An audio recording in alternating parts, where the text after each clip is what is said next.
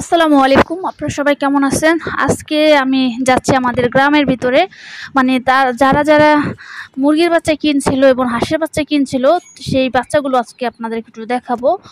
আর এই যে এখানে আসার পথে একটা দেখলাম মুরগি। তো এই মুরগিটা বাচ্চা আছে কয়েকটা। তো এই বাচ্চার সাথে আর কি হাঁটাহাঁটি করতেছিল, এখানে বিছে বিছে বাচ্চাকে পোকামাকড় খাওয়াচ্ছিল আর কি।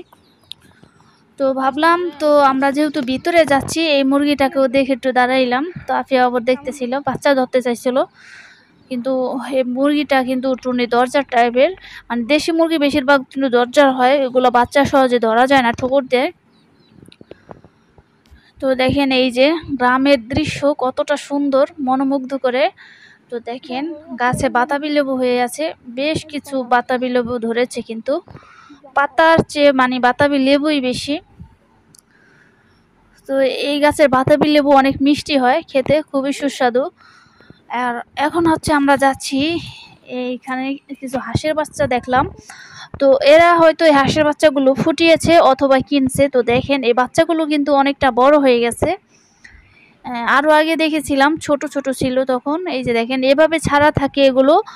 গ্রামের মানুষগুলো কি করে, এই হাঁসের বাচ্চাগুলো যখন মানে ডিম পাড়ার সময় হবে, তখন এরা ডিম পারবে। তারপরে 1 বছর পর্যন্ত ডিম নিবে তারা, এরপরে আবার এগুলো বিক্রি করে দিবে অথবা খেয়ে ফেলবে, আবার নতুন করে বাচ্চা ফোটাবে, আবার নতুন করে পালবে। তাহলে তারা ডিমের প্রোডাকশনটা একটু বেশি পায়। তো আমার শখ ছিল মানে এভাবে হাঁস পালন করা, কিন্তু আমাদের তো জায়গা ওই রকম না যে হাঁস ওইভাবে পালবো। মানে আমাকে সাপোর্ট করার মতো যদি কেউ থাকতো, তাহলে হয়তো যেই জায়গা আছে ওইখানে একটু অনেক সম্ভব হতো, কিন্তু আমাকে তো সাপোর্টই কেউ করে না এই বিষয়ে। তো তার জন্য আমি সামনে আগাতে পারি না আর কি। আপনাদের একটু ভালোবাসা দেন, তার জন্য মাঝে মাঝে ভিডিও দেই। তো এইখানে আবার আরও এক ধরনের হাঁসের বাচ্চা দেখলাম, ওগুলো একটু বেশি বড় হয়েছিল।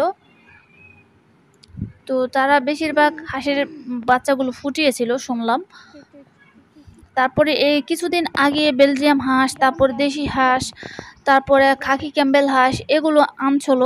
তারপরে মুরগির বাচ্চা আনছিল। তো আমি কিন্তু মুরগির বাচ্চা রাখছি।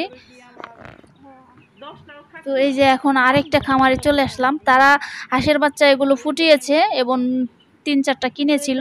তো সবগুলো তাদের ঘরের ভিতরে রেখে পালন করতেছে এগুলো।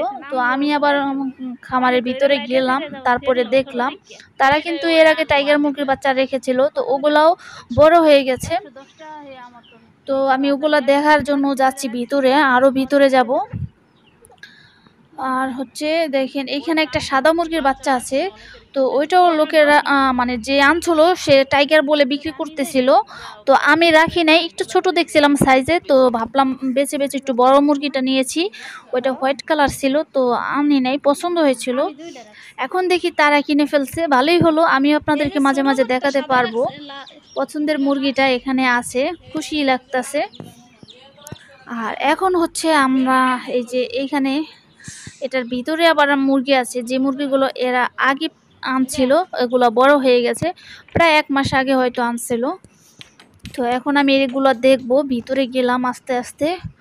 এখন দেখি এই যে দেখেন সেই মুরগিগুলো মাশাআল্লাহ ভালোই বড় হয়েছে, এগুলো আরো বড় হবে। এই যে দেখেন এখানে 4টা মুরগি আছে, এখানে মোরগ আছে 3টা, মুরগি সম্ভবত একটা আছে। এই যে দেখেন এগুলো কিন্তু হাইব্রিড সোনালির মতো লাগে, কিন্তু লোকেরা তো মানে তারা টাইগার বলে বিক্রি করছে। এই যে দেখেন সেই হোয়াইট কালার মুরগিটা, এটা হচ্ছে মুরগি। তো আমি তখন কিনি নাই, তারা আবার কিনে ফেলছে, তাদের বাড়ির কাছে আসছিল একই দিনে। আর এটা হচ্ছে বেলজিয়াম হাঁসের বাচ্চা, একটা বাচ্চা এটা বেলজিয়ামের, আরেকটা হচ্ছে দেশি হয়তো।